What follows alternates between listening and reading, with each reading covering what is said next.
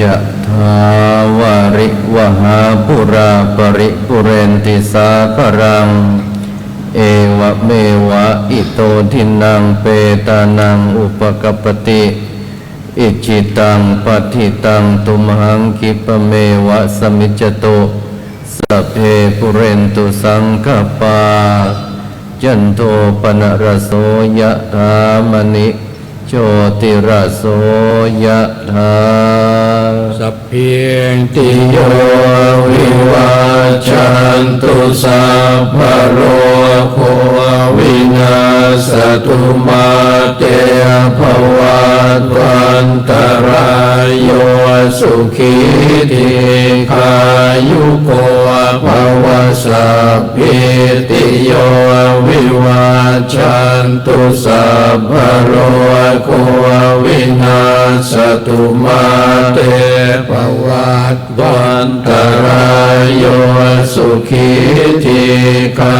ยุโกภวสัพพิติโยวิวัจจันตุสัพพะโรโควินาศตุมาเตภวัตวันตรายโยสุขีทีขายุโกภวะอภิวาทนาสิเวสนิจังโหทาปจายโนจัตตารโอธรรมาวัฏันติอายุวันโนสุขังภาลังทาสิเมอากาสิเมยาติเมตาสขาจะเมเปตานังทาคินังทัจจาปุเพกตมนุสสรังไนรุณังวาโสโกวายาวันยาปริเทวนานาตังเปตานามัตตายะเอวังติตันติยาตโยอายัญจะโคทักขินาทินนาสังฆังอิสุปฏิทิตาทิกรตังหิตายาสถานโสอุปกาปฏิโสยาติธรรมโมจะยังนิทัสสิโตเปตานะปูชาจักตาอุราราพลัญจะภิกขุนมนุปทินนางตุมเหหิปุญญังปสุตังอนาปการติวัตุสัพพมังคลังราคันตุสัพพเทวตาสัพพพุทธานุภาเวนัสทธาโสติภวันตุเต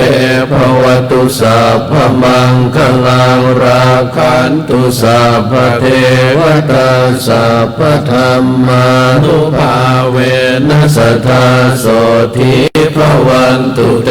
ภวตุสัพพมังคลังราคันตุสัพพเทวตาสัพพสังฆานุภาเวนัสทธาโสติภ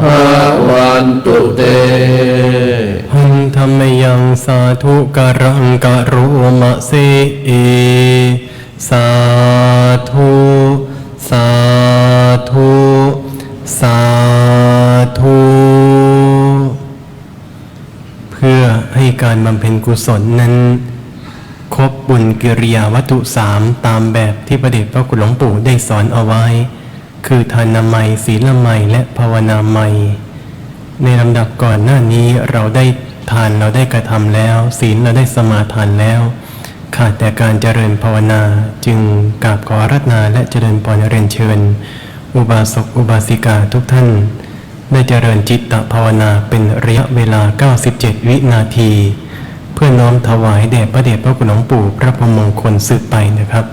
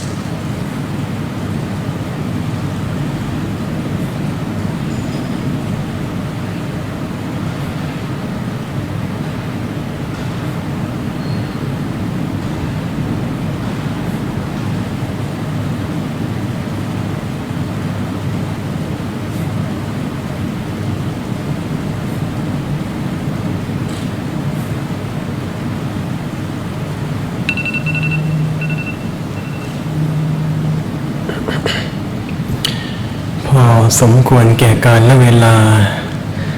เรียนเชิญทุกท่านได้กล่าวคำกรวดน้ำแบบพื้นเมืองล้านนาไทยอิทังทานากรรมังนิพพานาปัจจยโยโหตุโนนิจจังอิตังศีลากรรมังนิพพานาปัจจยโยโหตุโนนิจจังอิตังภาวนากรรมังนิพพานาปัจจยโยโหตุโนนิจจังยังกินจิกุสลังกันตาพังกัมมังสัพเพหิกาเตหิกาตังปุญญังโนอนุโมทันโตสุนันโตพลโตเยเทวะอาสามิงธานิอาทิคาตาทิคายุกาสัทธาพลโตสัพพาสัตตานังสุขีอัตตานังปาริหารันโตมาตาปิตาสุขีตาหนโตโทคาปามุจจันตุสัพเพยาติกาสุขีตาหนโตโทคาปามุจจันตุสัพเพอายาติกาสุขีตาหนโตโทคาปามุจจันตุสัพเพปิสาสัมเพยังคาสัพเพเปตาสุขีตาหนโตทุกขาปามุจจันโตสัพเพนาคันตาสุขีตาหนโตทุกขาปามุจจันโตสัพเพเทวาสุขีตาหนโตทุกขาปามุจจันโตสัพเพอาจาริยุปัจจายาสุขีตาหนโตทุกขาปามุจจันโตสัพพะสัมปตินังสามิจฉันตุโววันธามิพุทธังสัพ